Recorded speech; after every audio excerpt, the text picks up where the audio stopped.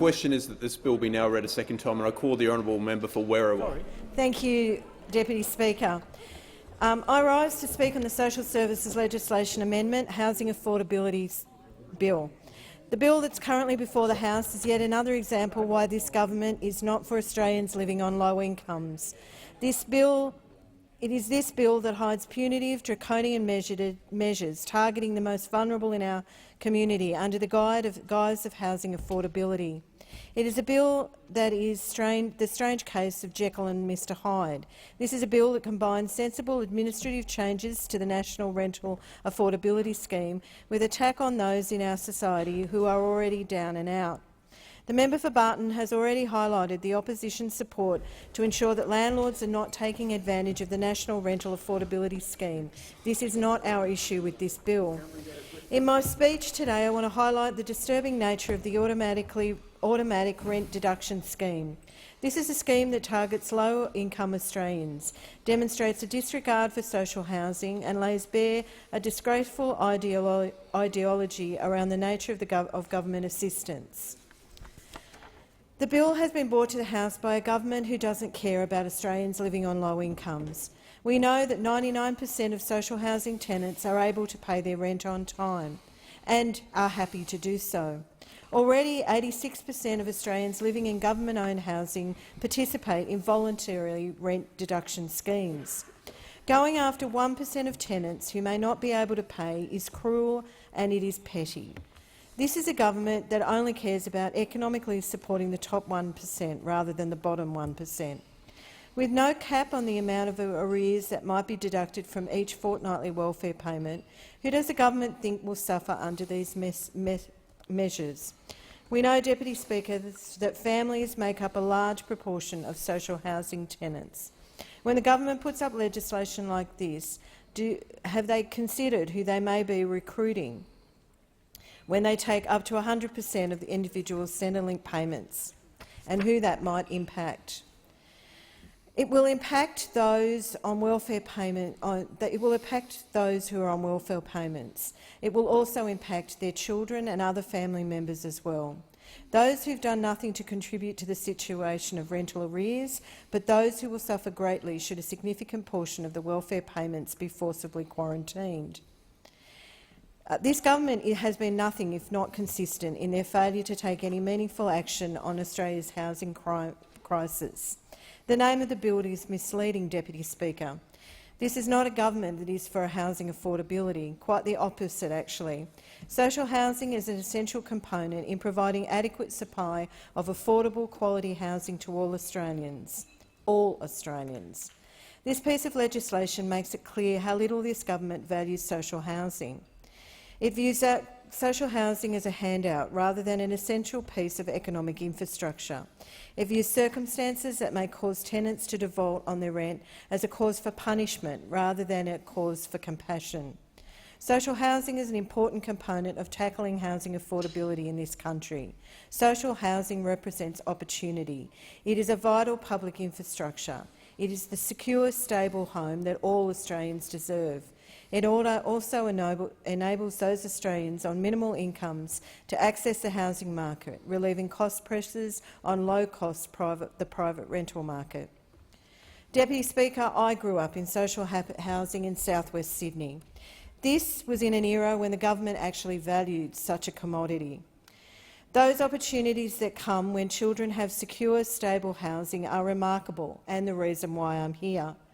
The value of family, a good education, a consistent roof over your head, and adequate nutrition affords children the best possible start in life. The government must look to create these circumstances which individuals living in social housing need to thrive. Because, Mr Deputy Speaker, we know that when we give vulnerable Australians the tools they need to succeed in society, they are able to thrive. Growing up in a secure and stable home affords children a wealth of opportunities that this country has to offer.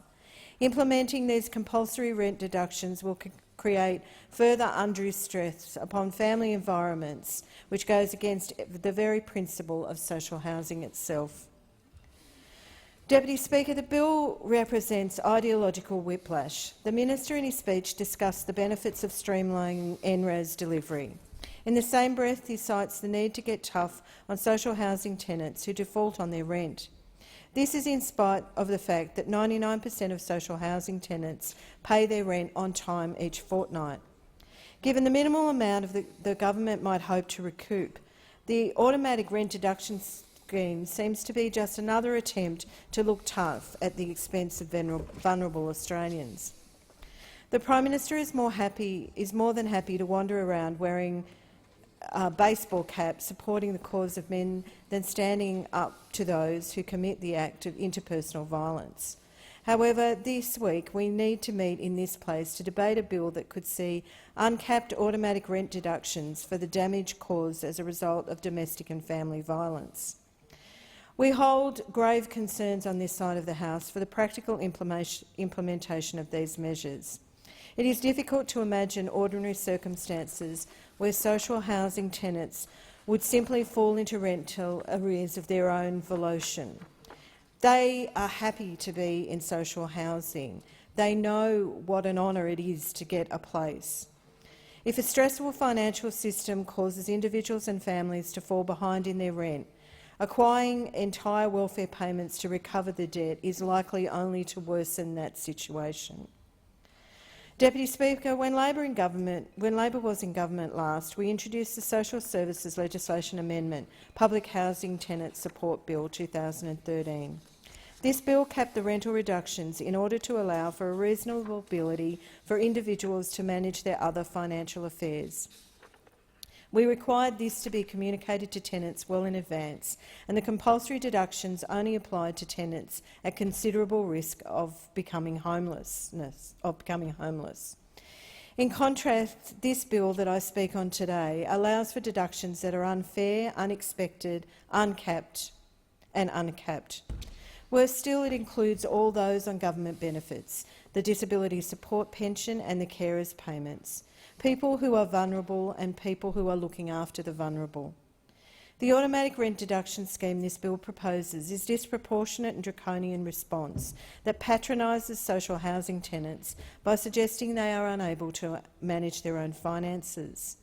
We believe that any form of rental deduction should be applied as only a last resort and only as a means of preventing homelessness, remembering we're only talking about 1% of these tenants.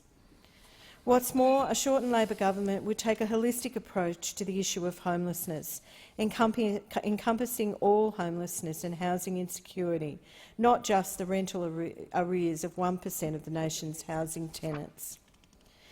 In conclusion, as I said at the start of my speech, that this bill is a strange case of Dr Jekyll and Mr Hyde. The government claims it is about housing affordability. And while the NRAS reforms are badly needed and sensible, it is difficult to see how coming after social housing tenants in tough spots does anything to promote housing affordability. And really, all it does is make people's lives worse and takes away their opportunity to get better. Tying two separate reforms together demonstrates that this government does not care about the integrity of its policy. Labor will support the changes to MRAS, but the bill needs to be split so we can deal with each component separately. If this were a government truly committed to the housing needs of our vulnerable and low-income Australians, it would allow the NRAS changes and the compulsory rent deduction scheme to be considered separately.